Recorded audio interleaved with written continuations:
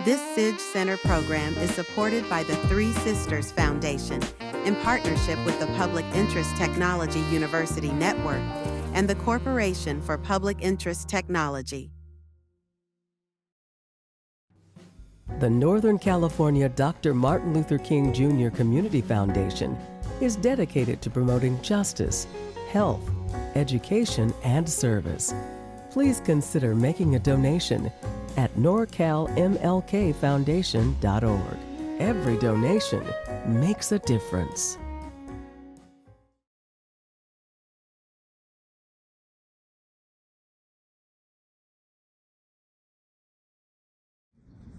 Hello, everyone. Hello, and thank you for joining us this evening for our 2025 SIDGE Fireside Chat. This is our second Fireside Chat that we've had. SIDGE stands for the Center for Social Impact, Development, and Global Engagement. And it is the place where the NorCal MLK Foundation thinks about predictive models, thinks about ethics in technology, thinks about ways that we as the public can think about it and think about the human aspects of it. And tonight we have a wonderful discussion that we want to make sure all of us engage in. I want to introduce the co-founder of SIDGE, my dear friend and the Laura Spelman Rockefeller Professor at the University of Chicago. He is one of the world's eminent theologians, constructive theologians, liberation theologians, but most of all, he thinks about how we as human beings can be better people and think about how we can improve our life, taking the spiritual and bringing a practical aspect to it. How can we be better human beings? So I'm going to bring up Dr. Hopkins right now so that he can introduce our two illustrious guests. Let's give him a hand.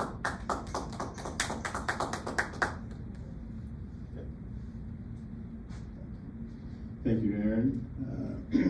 It's good to be back here, and this is a very important occasion. I try to come every year, and this time I'm actually staying 5 days. I was so impressed by the program and what everybody's doing here. But again, welcome to all of you who are here. And I just want to introduce our panel, who are leaders in their own right to discuss this topic of the relationship between artificial intelligence and ethics. We have Andreen Soley, who can please come up.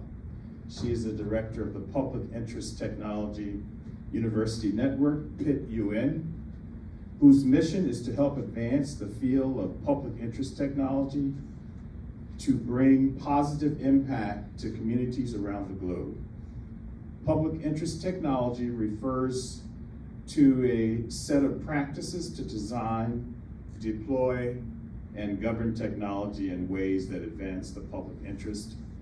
PIT-UN fosters collaboration between universities and colleges to build the field of public interest technology and nurture a new generation of civic-minded technologists. So welcome. Glad to see you again. And we also have Sylvester Johnson, Professor Sylvester Johnson. Please come up. Professor Johnson is co-founder and chief executive officer of the Corporation for Public Interest Technology, CPIT, a Washington, D.C. based public benefit corporation dedicated to assisting organizations in overcoming the difficulties of creating ethical AI. He leads a team of AI, ethics, and policy professionals that work to influence a future in which technology serves humanity by conducting risk evaluations and involving stakeholders throughout that process. Dr. Johnson is also professor of Black Studies at Northwestern University in Illinois, with a focus on race, technology, and religion. So thank you both for taking time to be here with us. Very exciting conversation.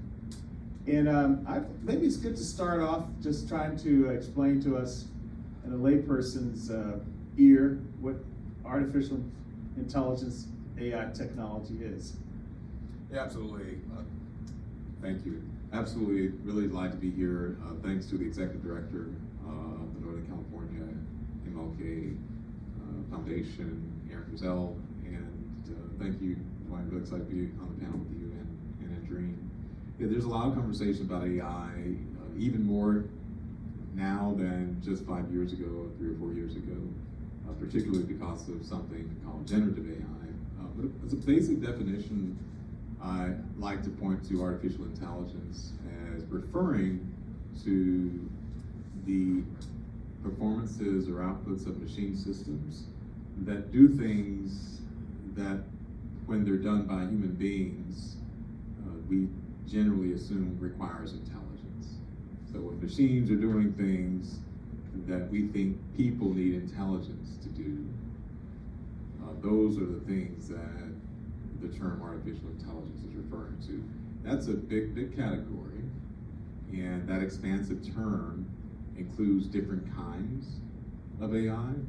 So what we hear in the news usually today is referring to a particular kind of AI, generative AI, which means AI that can generate things that the software hasn't seen before. You can ask it to create a picture of a butterfly. It'll create a picture of a butterfly that it has not seen before. It'll create a new one.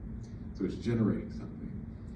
So that is a particular form. But in general, AI has been around for a long time, since at least the mid-20th century in very basic forms. And has a long history. It's gone through different changes. But that big, big category is what people mean. And as we get in our conversation, I'm sure we'll come to different examples of that. But I like to point to it because it's not a technical definition. It's a very practical one. And if it's, it can include everything from navigating with GPS. If you ask the person for directions and they could tell you where to go and how to get there, we would assume they needed intelligence to do that. And if the GPS system can do that for you, then that counts as a form of artificial intelligence. Or playing a game of chess. If a computer can play a game of chess, if a human does it, we assume that they have to have some kind of intelligence to do it. So it's a good way to think about that machine system. That machine system is doing something that's an artificial form of intelligence. Thank you. Just to follow up, and there's also agential Agentic, yes. Agentic. Yes. Many people are saying that 2025 is going to be the year of increasing discussion of agentic AI.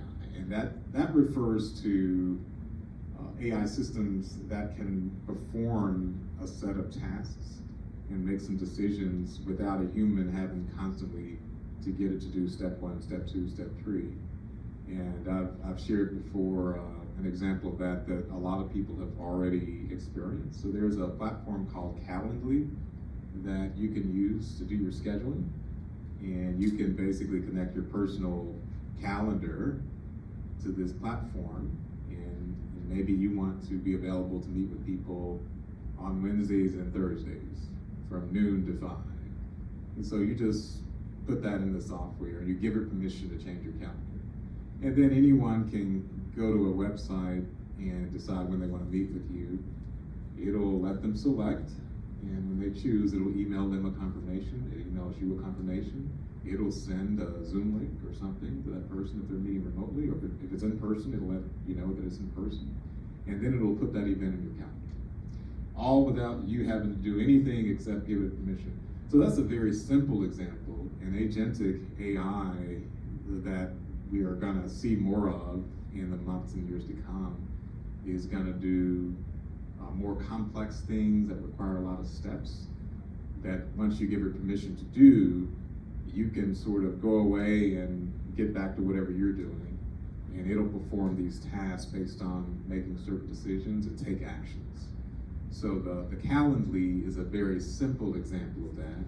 We're going to see much more complex examples of that, and because it can make decisions, the agency is there. So stay tuned and for the media to generate a lot of buzz about this agentic AI. It will be at least as controversial as generative AI has been. That's very, very helpful. One of the clearest explanations that I've heard, both the thinking conceptualization as well as the practical implication and then future prognification. So So, Andreen, how does artificial intelligence play in the work that you do with fit you in? Well, one of the things that I'm famous for saying, at least to my team, well, I will admit we do use Calendly. It's wonderful, and it really saves my staff time. And I like the idea that someone else is doing that labor for our team instead of an individual in some ways. So, full disclosure on that one. But for us, we have really stayed away from saying that we are focused on AI or sort of the buzz of the moment. What we try to do is really think about the role of technology broadly in society, and I think sometimes people forget that technologies include something as simple as your glasses, a pen, the printing press. We can go back to sort of a historical conversation that society has had with technology. That's the grounding that we use when we think about public interest technology, which is that we've been encountering technologies for millennia, and society has to adjust its behavior to that technology. And so part of our interest in public interest technology has been to think about how are people impacted and changed by technologies. And for us, that is now, 5 years later, from when we started this work, this feels obvious. But if you all could cast your mind way back, 5 years ago, we all thought that technology was neutral, and that it didn't shift or change anything in the room. And so for us, when we were thinking about how do we define public interest tech, we thought that there were going to be sociological, economic implications of technology, and we wanted to explore that. So for us, public interest technology was a kind of relationship between the public interest, who are the folks that study the public interest, sociologists, humanities scholars, sociologists, ethicists, and then who are the technologists. And our aim at the time was to put those two groups of folks in conversation and dialogue with each other to say, how is a tool that you are shaping or creating going to change people's lives long term? And so we thought that we might be able to produce a different type of technologist because we wanted to introduce the idea of impact, and we wanted us to think broader than this neutral tool that is just it's just here. It does. You could make it do whatever you want. So we really wanted to interrogate its impact on the world. And so our aim when we shaped the definition of public interest technology was to really create a space for disciplinary scholars to talk about how technology is going to be touching their discipline. So how is technology going to touch psychology? How's it going to impact the humanities? How's it going to impact other spaces? So that feels sort of a given now, but I must admit, now, back in the day, it really wasn't. It felt like a sort of a radical idea. And so that's really sort of the impact for us, which is, lots of people are imagining what AI can do. And I think for us, the question is, what is unique to the human experience that cannot be replicated by machines or cannot be replicated by technology? And we are assuming that the folks who spend a lot of time studying humans might be able to contribute to that conversation. And if we do this right with academics and within the higher ed space, we should hopefully be able to produce a different type of technologist, someone that understands that the tools they are shaping will have a long-term impact on communities, on themselves even. And so that's kind of the charge of our work. That's the work that we've been thinking about for the last 5 years. Good, very helpful, very helpful. And since you're built and continue to build a broad network of universities, which means you tap a lot of students, so how does the AI relate to, say, educational access or post-graduation for the students? Can you tell us a little bit about that? Yeah, I think for us, we have, when we started to explore what public interest technology could mean within the university environment, we really were thinking about what are the kind of coursework that students would need to have a better understanding of the society impacts that we talked about. So we imagine that not only you might choose a disciplinary home, maybe you're an engineering student, but we also wanted to make sure that you took some ethical courses. We wanted to make sure that you were not doing this work in isolation, that you were thinking about what would the deployment of a new tool that you're shaping would look like out in the world. And so for us, it's been about, we had access to a small grants fund, and we were able to provide resources to our universities that are in Pitt UN to build new courses. So a couple of things that we've done is we give resources to a faculty member in the sociology department to work with an engineering department to craft and shape a course so that those two disciplines would interrogate and be in conversation with each other. We funded a Black American Studies course and a law course. You know, we were looking at creating intersections.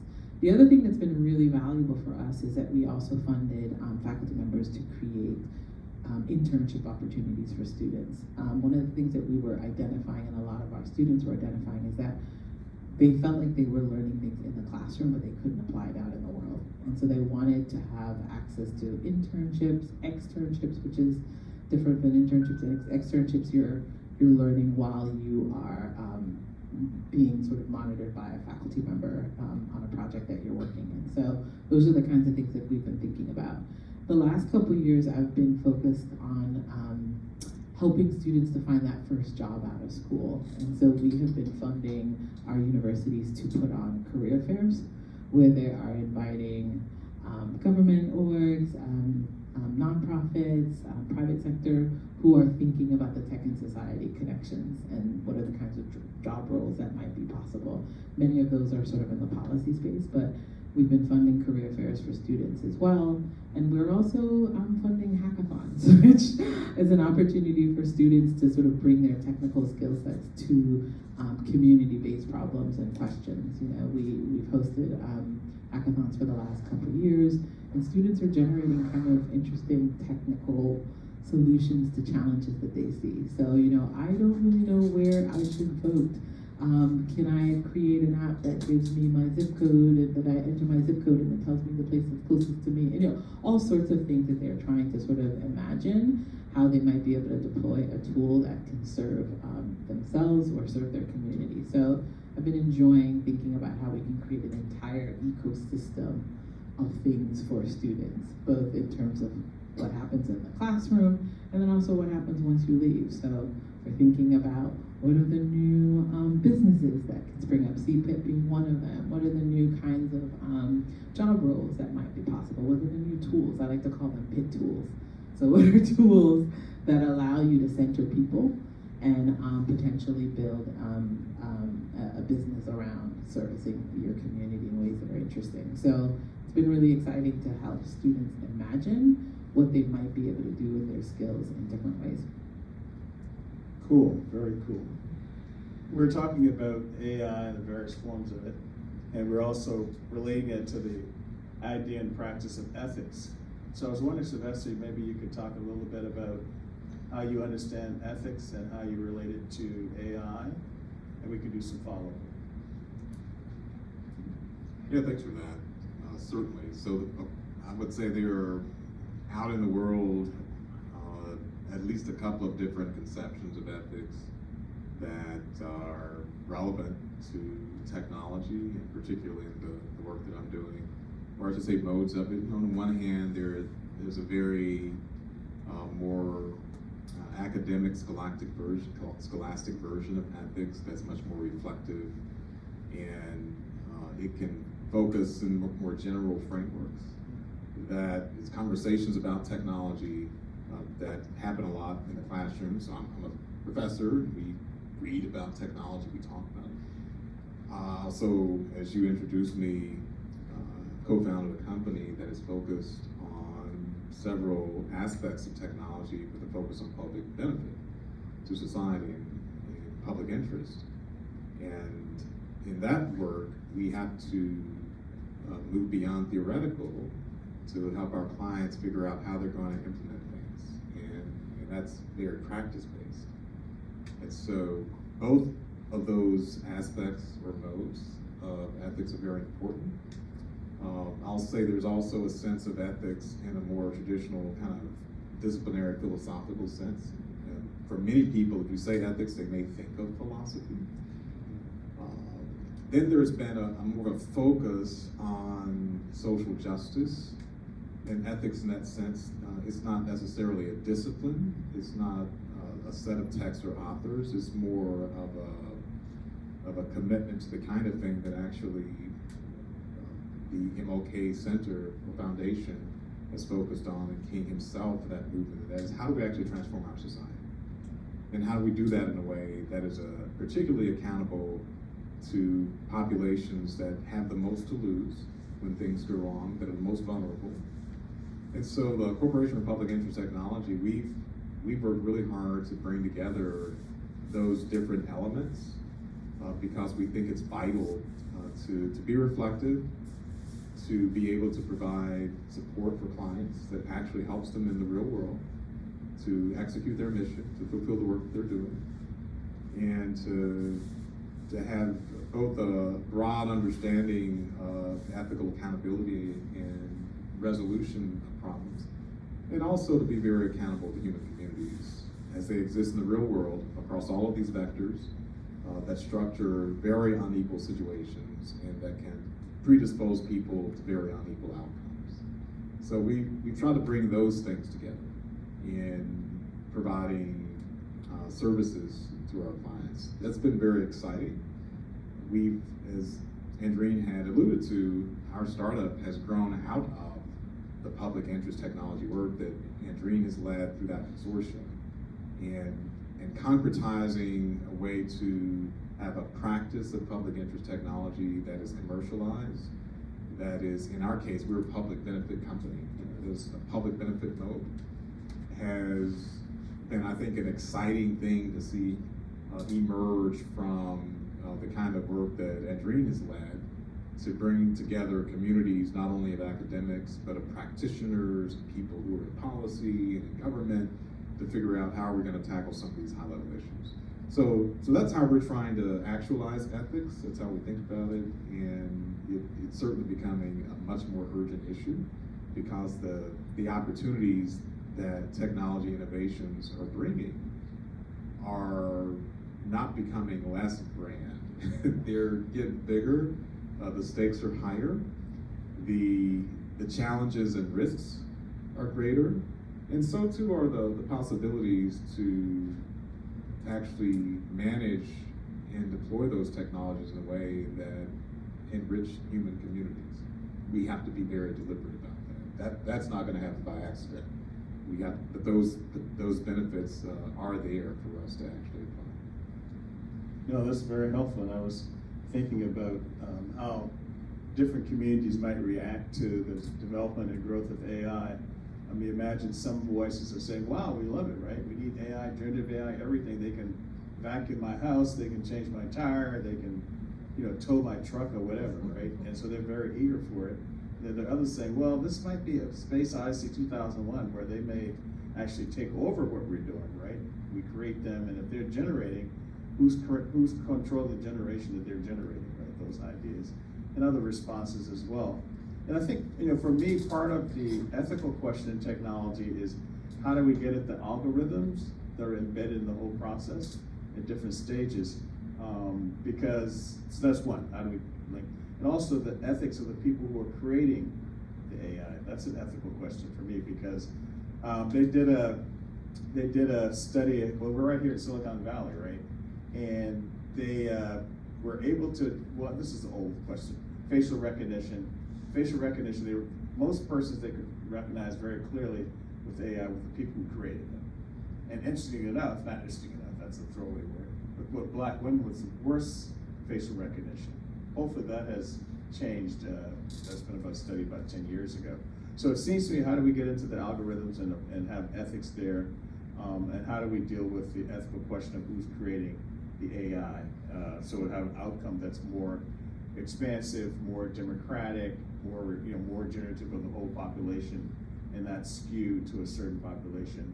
So we might also have ethics in terms of, obviously the pipeline itself, which I think fit you in, and other things we talked about even earlier, which have explained even more nuanced now, is spot on.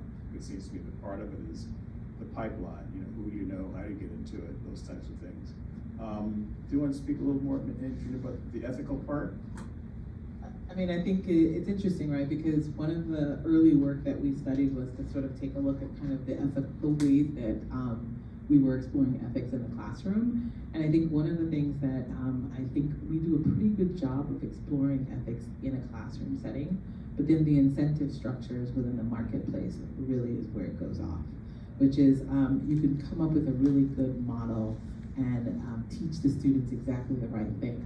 But it's really about the leadership at the org and whether someone comes and says, you know, I think this tech is going to have a disparate impact on this particular community. And then what are the opportunities for the technologists to feel comfortable asking and raising that question? And I think in many of my presentations, I must say with students, I say, I believe that it might actually have to be the task of the public interest technologists to raise that question in the room, which is who's missing here? Why is this tool deployed in this particular way? So it is a tricky situation. I don't believe that, I think some folks talk about this, I don't think representational politics in that way is going to be the best way for us to do this work, right? You know, just because a person of color is designing a tool and suddenly the tool can now recognize my face does not necessarily mean that should count as a win, right? Because I remember some of those early studies were, oh my gosh, I can't watch the automatic, dryer is not turning on because, or the hand dispenser. And so, sometimes I know my favorite sociologist, I like to call her that, Tracy McMillan Cotton talks about, predatory inclusion. So suddenly now you are included in a system that is maybe not beneficial. So there is something to be said for maybe the fact that it didn't recognize you in the first place, right? So there's some challenge. And so that's an ethical question, right? Which is, do I want to be included in a burning house, right? And so there were some of those early questions, but for me, I think the way that I've been thinking lately and framing the public interest tools and products and all of these issues for me has been, what would it look like if we took some of the sort of critical analyses that have been done around sort of bias work and begin to shape tools that are different? And my earliest example, and pardon me if this doesn't fly with you, but as a woman, as a Black woman, I think about makeup. I think about for a long time how difficult it was to find makeup that matched our skin. Right, and now you see a lot more products on the marketplace that are responsive to that, right? So if you don't make a claim about the tool in some sense, and you begin to say, well, there was a period in time when these products were designed in a very specific way around a set of incentives, and the question then becomes, well, what would it be like to imagine an ecosystem where we're building different incentives, which is some of the incentives could be inclusion, but some of it could very well be about responding to community needs more concretely. So part of the thing I was thinking about is, Sylvester was talking in terms of the ethical question, is about how are you engaging others in the design and deployment of the various tools that that you are shaping. Because partly what happens is normally a tool comes to market and then we all have to respond to it, right? For good or ill. And so for me, I think it's about thinking about sort of how do we create incentive structures, and this is a policy question, and I sometimes fly away quickly from the ethical considerations by beginning to think about the policy implications about, like, how do I make sure that we are building an accountability, because I don't necessarily know if I want to rest on whether you're a good or a bad person designing a tool. Because that really comes down to a sort of calculus around, are people bad because I designed something that has a bad outcome? No, I think I want us to be able to sort of bring a sort of a keener lens to the way that we develop tools, which is, it's not enough for you to design a tool and drop it in the marketplace. You should be thinking in a more circumspect way about what are the impacts of this tool, and it's not new, which is one of the things Sylvester said. We've had AI for a really long time. We've understood what its harms were. We could be mitigating a lot more. And so those are the kinds of things that I think about when I hear the sort of ethical challenges come up, because I don't want it to be abstract. I want it to be very concrete.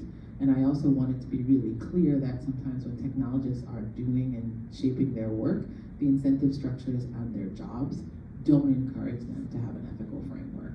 And so it's very difficult for someone to then feel like they have to work against the grain within an organization to push back on sort of the culture of the organization. So for me, that's what ethics turns into. It's not a philosophical one. It's about what are the levers that are available on your job to make it comfortable for you to say that something might do harm, and how can we course correct, and what are the sort of methodologies that are available for you to think about how you're building and shaping that tool differently.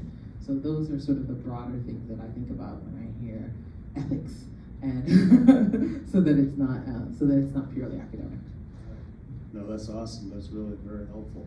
I mean, some of the strands that I'm hearing is around questions of market incentives, and I think, you know, one positionality for people who are underrepresented in the AI space is to be reactive to, right? Well, you know, I'm not represented in my face. In other ways, just to be the consumers or just to be hired in these amazing, you know, Silicon Valley places here, right? And the other thing is to be owners of companies, right? So there's various ways to deal with AI and broadening. I call it democratizing access to AI, ethics, and wealth. That's how I see it. And so I teach a course, and sometimes I do a little story when I'm lecturing or on a panel. There's always a person who's hungry. We always have that story. And this person, you know, charity, churches, NGOs, other great institutions, government programs might give the person fish, so they'll have fish, which is awesome, right? They're no longer hungry. And the second move is to maybe give them a fishing pole so the person can fish on their own, right? They can fish. My third move is this: how can we help them own the company that makes the fishing poles?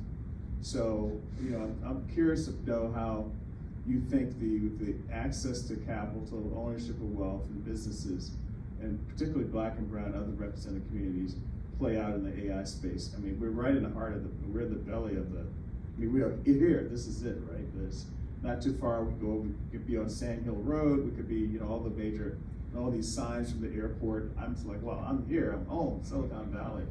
But how many people of color and others and women are having a piece of the pie? What are they owning? And that's an ethical question, it seems to me too, right? The democratization, distribution, access to ownership of companies, which produces jobs as well. So let's start, tackle that, because I know you just did a piece on that, do the analysis on that.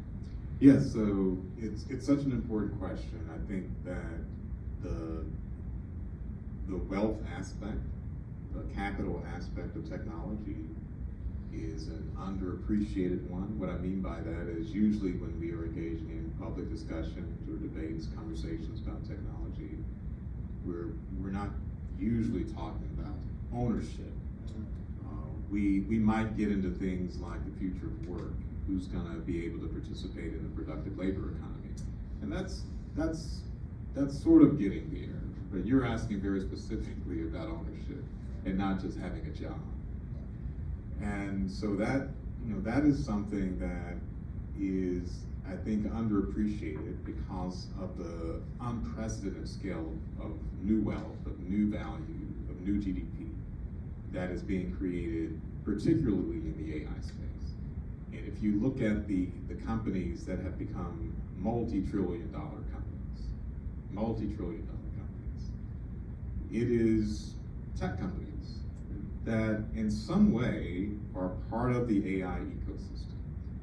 One of the more recent companies to rise to the top of those multi-trillion-dollar companies, NVIDIA, because they make hardware that is essential for producing not just any form of AI, but especially generative AI, which is usually the AI we're reading about in the news. And so this is, I like to say that in the 1990s, if you can think way back, was that 30 years ago, had you walked into a boardroom of any major company and said, one day we will have companies worth $1 trillion, $2 trillion, $3 trillion, that many of those experts in that boardroom they would have called security and had you kicked out. Like, oh, that's ridiculous. We're not going to have $1 trillion companies. That's such a huge number. It's just absurd. That's not going to happen. But here we are. And I'll say, I think that in the not too distant future, in the next 20 years or so, we will have companies that are worth tens of trillions of dollars. And I think that we will see that. I'm not making this up. You can look at the industry reports by PricewaterhouseCoopers or McKinsey, or because they just did a big analysis, futuristic analysis of these arenas of new value creation that got a lot of attention, or even the World Economic Forum. And some of the things that are reasons for anticipating that scale of new value, there's not just AI, it's also things like precision medicine, genomics, biotech. And so it's the shorthand way of getting an answer to your question to say, if it is the case that in the coming few years and decades, we're going to see new value created on the scale of tens of trillions of dollars, which is far more value than had been created in most of human history until very recently. If we're going to see that happen, then it is certainly worth asking how, or at least having a conversation about how we can structure some of that value to be able to address the most pressing problems that we have. How can we address things like food security, housing, or insecurity, housing insecurity, access to health care, better education. And that doesn't mean that money solves every problem. It's not the answer to every problem, but it's the answer to almost every problem. It's part of the solution to almost every problem. If you don't have capital, it's going to be really hard to solve anything. So how do we address that? I do think that we have to encourage more entrepreneurship. If we want to have more ownership, we need more owners. And so we need to help people to start businesses. We need to help them to get access to capital. I know that you've been working on this. You have some interesting things to say about this yourself, and that I'd love to hear you reflect on, because that has to be part of how we're debating the ethics and the justice of technology. It can't only be about code for AI. It can't only be about the technical forms of solutions in biotech. It has to be what you're asking about, the ownership. That's a huge role, and I think that has to be global, because the disparities in ownership are not just within a country called the United States. It's all across the world, and the regions of the world that are going to struggle most with this are in the so-called global south. And the differences between those regions and wealthier regions are stark. Lots at stake here. Such an important question. I'd love, and reading yourself, to want to reflect on that. I know you have a lot to say about this, but I think one of the things that I'm struggling with in this question, to be honest, is the notion of ownership, right, and value, and because I think what the model that we have seen to date has been the VC model, right? And so we have been trying to think about, how do you create value in responding to community needs in such a way that without expecting a quick return. And so for me, the public interest question is, I think they're calling this patient capital, which is, how do you evaluate the return of investment such that you can support the public interest? You can support goods that are traditionally not something that is a part of this conversation. And so the wealth creation conversation leads me down a sort of capitalistic framework, which is not to say that I'm rejecting that, but I think what I'm trying to figure out is, how do you build an ecosystem that allows for different kinds of businesses and products that are servicing real needs and real challenges that people are having? Not just a quick solution, right? But one that, because I think part of our assumption in the public interest frame is that we are complicating the solutions, right? We are not saying that you need to I don't feel comfortable, so I'm going to buy a bigger thing, right? Like, we're really trying to figure out how do we avoid a sort of tech solutionist frame. And so one of the early ways that you think about value is through money, right? Which is not to say that I'm rejecting that either, but I think it's been really tricky to develop a sort of investment portfolio that allows for a longer view. And so that's a question that I think I'm currently wrestling with, right? And I think in terms of the diversification of who does create tech, one of the things that I observe with a lot of our students that I talk to is a lot of them want to build and shape businesses and products that are really responsive to needs and challenges that they see in their community, and there aren't resources for that. And so one of the ways that I've been trying to sort of shape this public interest ecosystem is to say that desire that you have is valid and should be considered in an investment portfolio. But frankly, it's a tricky conversation to have because people want to see quick returns. And even within the funding and philanthropic ecosystem, people really want to see that you have been successful. And that you can scale, and some of the things that you want to do aren't scalable in the usual ways, right? And so, I'm currently struggling and asking that question, and that is sort of the next phase of the work, which is we created a sort of initial landscape of ideas and possibilities about what could be done in the public interest, and now there's really this exploration of what does it look like to invest in the public interest? What are the kinds of ways for us to talk about what return, what means? And I guess in your framing is what are valuations that goes beyond monetary ones, right? And I think we're challenged with that definition. I think there's a kind of world building that we have to do to imagine a different type of future where some of those kinds of answers are easier. So that, Sylvester's $1 trillion piece makes sense, but then I'm thinking about sort of like, how do we assess public goods? How do we assess public services? How do we assess the public interest in, maybe we have to translate it into a monetary frame, but I'm just curious what it looks like in that world. Yeah, I think this is a very important issue. What is evaluation? What is ethics? Capital, startup. I mean, I'm excited about pulling together different strands, artificial intelligence, working with young folks around education, and getting them some startup capital for a lot of the exciting ed tech, companies they're starting. And a lot of these companies are being driven by people who are usually locked out of having access to capital. And they're the ones who are on the ground, right? Whether they're teachers or, ex-cons or women or people of color, others who are usually in the mainstream. And so what we've done in Chicago is that we've co-founded a Chicago EdTech Institute. We're up to 200 startups. And they're all they're all doing exciting things, right? Basically with alums, with teachers, with students, with parents, with administrators, and with the broader public. And I mean, we don't have enough time to give all the examples, but it's just, I mean, these are young folks who are like in their late 20s and 30s, and the sky's the limit as far as they're concerned. And AI is part of their natural breathing, and they're putting together AI and ed tech together.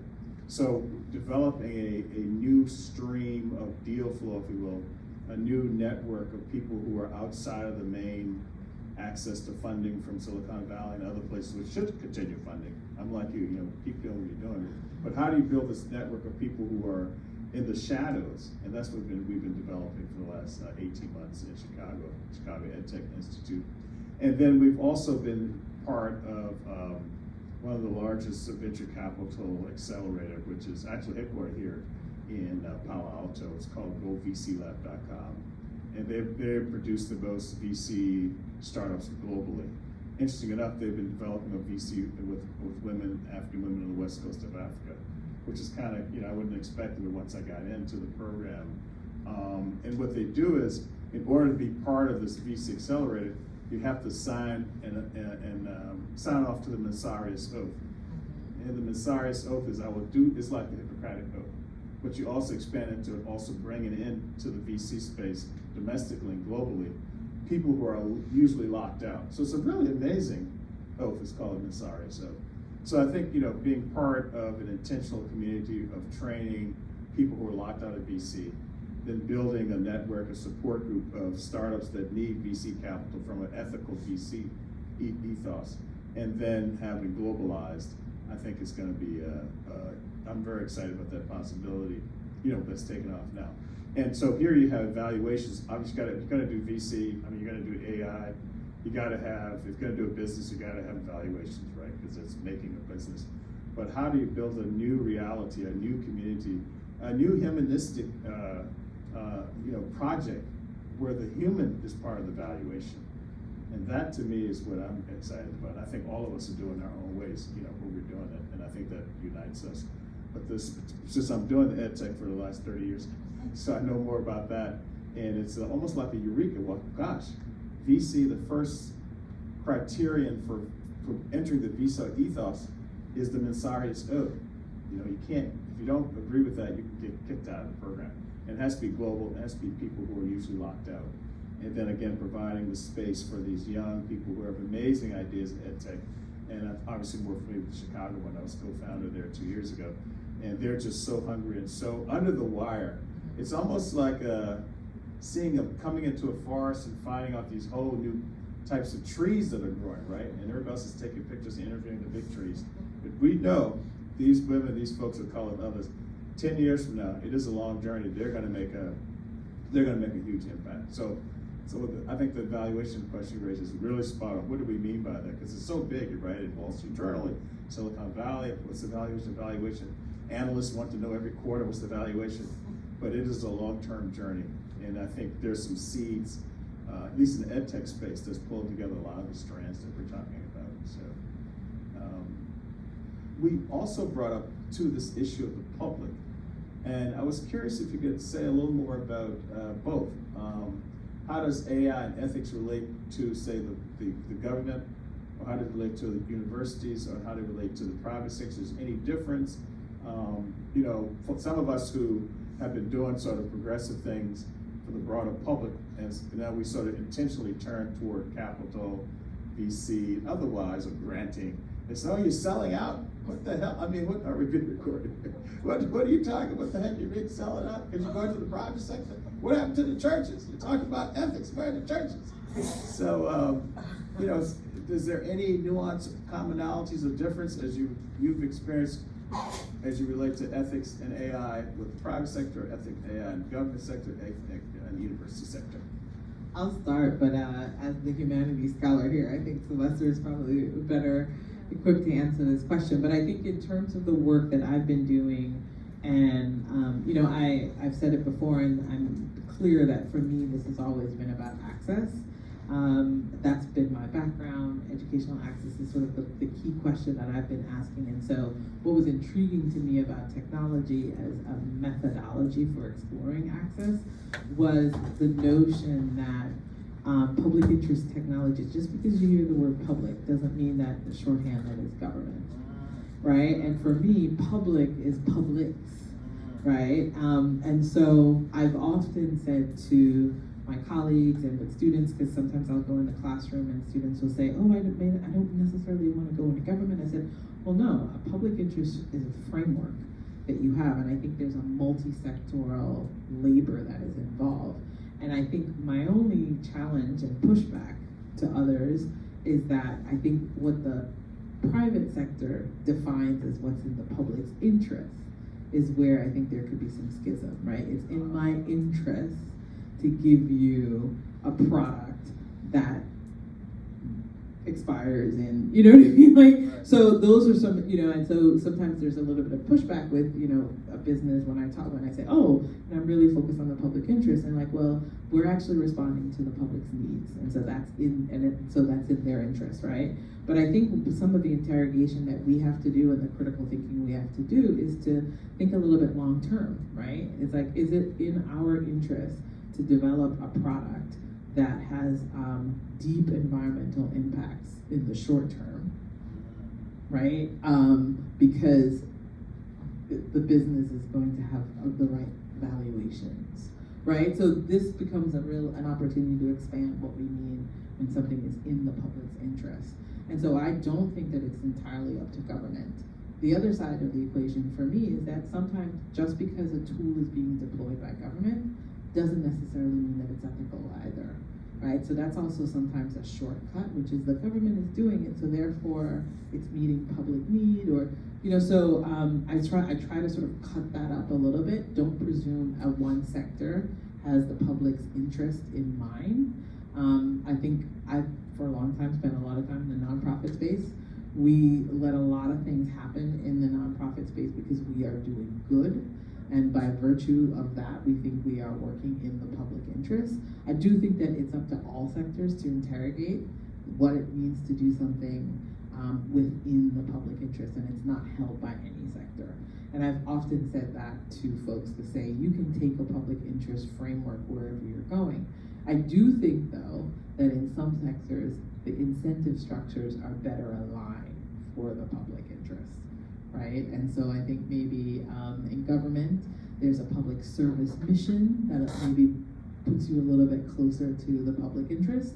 But I think the public benefit work that Sylvester is sort of introducing, and some of the other ways that people are thinking about interrogating the use of capital and being really sensitive to how they are deploying it out in the world, gives you opportunities for that.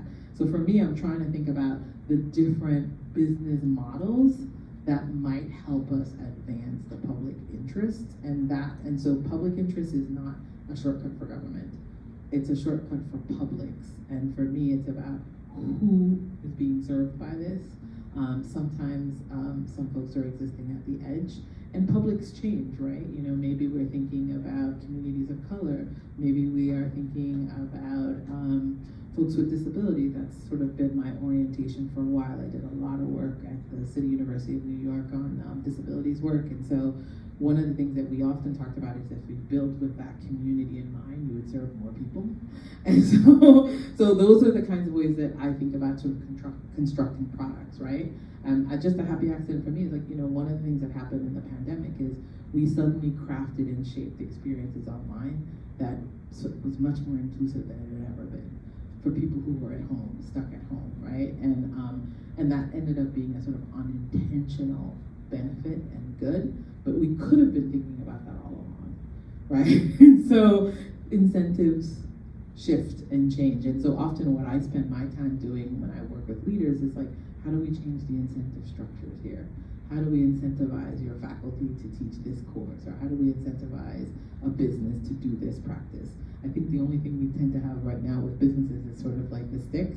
I'm trying to figure out, but you know, tax breaks help, right? All of those other ways are ways of encouraging and incentivizing people to consider the public interest. But I think our biggest challenge has been refining what that is and not getting confused about long or short-term interests, right? So those are a couple of the things that I've been sort of noodling on and struggling with as we sort of shape this field. Yeah, no, that's very helpful. I like the way you clear out the public as publics, which actually opens up more conversational partners, more practical coalitions around AI, right? We're not narrowing. So with that more expansive understanding of publics, how do you see AI and ethics in different publics? Yeah, no, that was a terrific answer. I knew that Andreen would have a great take on that, because the work that you've been doing to actually examine that question, it's something that when you're not first met, you were actually working through how to get different stakeholders to engage with a more complex understanding of who is the public.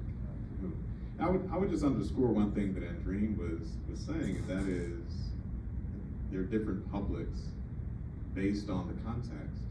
You know, I've seen examples of people who work in government in a municipality, for example, who are doing public interest technology. If you work in the city government, your public practically are the people in that city. And that's your job. Your job is not to try to engage public interest technology for an entire state or an entire nation if you're tasked with serving that city. And also think about this globally. Right? There are publics globally. And so the question is, to whom should we be accountable?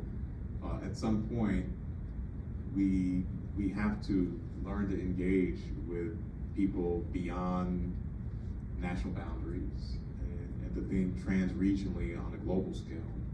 And that also happens locally. So yeah, I definitely resonate with one about the publics. And I think the connection with the ethical accountability comes to the need to really invest a lot of energy and discernment in parsing out very specific contexts, what's needed at what time for whom. There need to be different time scales. I love the point, Andrea, you were making about the need to both include and move beyond a simple monetary form of assessing and articulating value, because there are many different forms of value. We have this term of capital. We talk about money capital, social capital, intellectual capital, human capital, right? And those are ways of talking about value in a particular kind of way, and most of those are not monetary. You know, there are other forms of value that are very real, and the environment, of course, is essential, not just because of humans and our need to live here, although we usually talk about ourselves, like if we don't take care of the environment, it's going to be bad for us. But the rest of the planet might rejoice if we were to to move off the scene. The amoeba and the cockroaches would have it to themselves.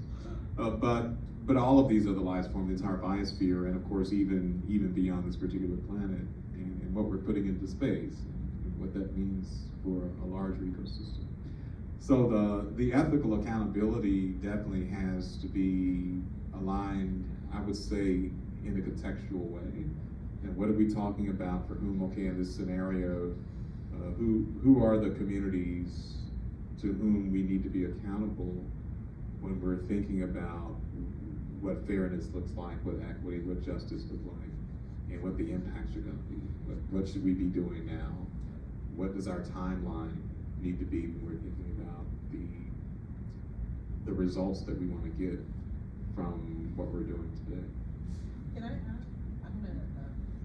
I want to just add a thing that's come up a couple times last year for us in terms of classroom and different conversations with different faculty members. And one of the things that we've been thinking about is this question of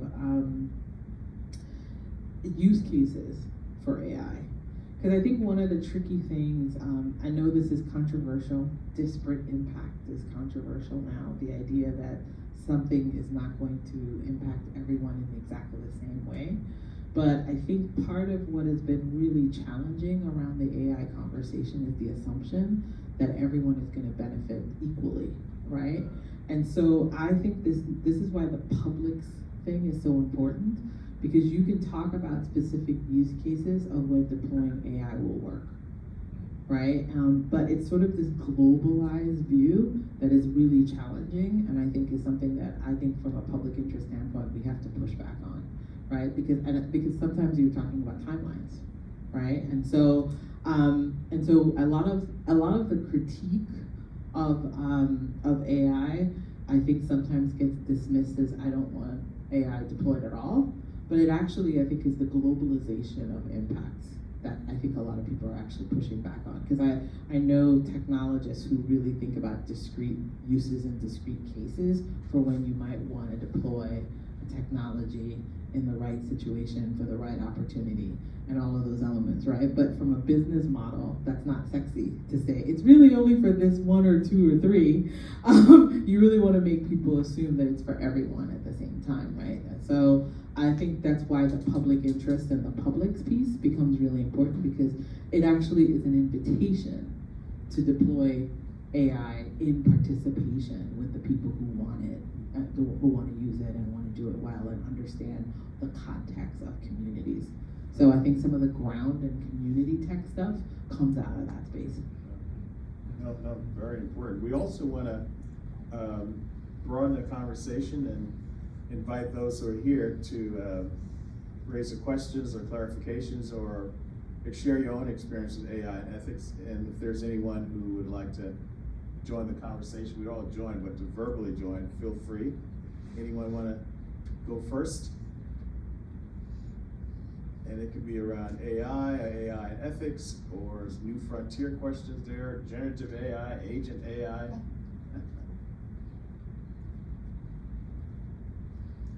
that we've talked a lot about a lot of things. Okay, well, we have a couple more minutes, so let's continue, and maybe some other questions will come up about, yeah. Oh, great, I yeah. have one. Yes. Just going back to find it. Sure.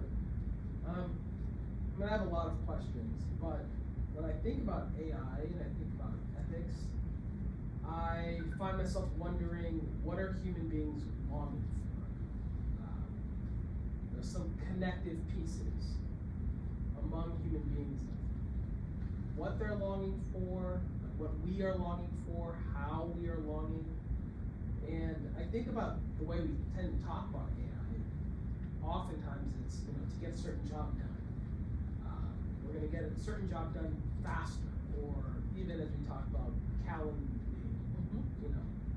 they'll take a job that sometimes is can be a demeaning job at times. So it's like, oh, okay, that's great. I'll run that. Okay. But I wonder if we miss something in that, and if our interest in AI is trying to tap at some deeper longings, and if public interest, if it is there in AI, is connected to some wonder about how it might connect to what human beings are really longing for.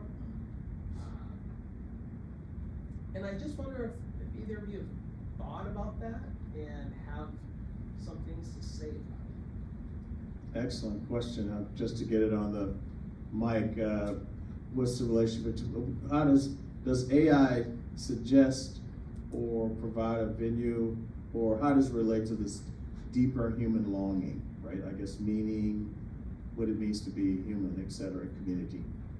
Anybody want to we have about 5 more minutes. Anybody would like to share about that? That's a great question. I do spend a lot of time thinking about it, because I was in a conversation with someone who said, and this is often the thing that is used, efficiency is a big piece of the AI conversation, which is then we can do the thing that we really want to do.